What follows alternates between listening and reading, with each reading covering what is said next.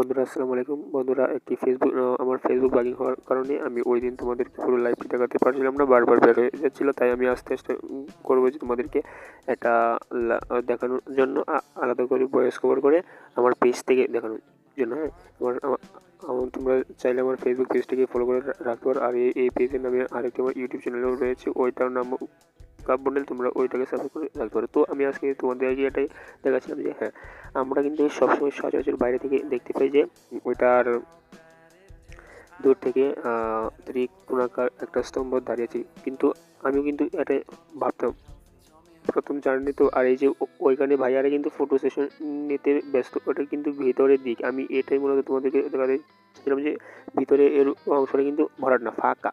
7টা স্তবক রয়েছে, ওই 7টা স্তবকের মধ্যে 7টাই ফাঁকা। আর ওইখানে বেশ কিছু বিদেশি মানুষরাও ছিল, জাপান, চীন থেকে আগত অনেকে কানাডিয়ানও ছিল ওইখানে।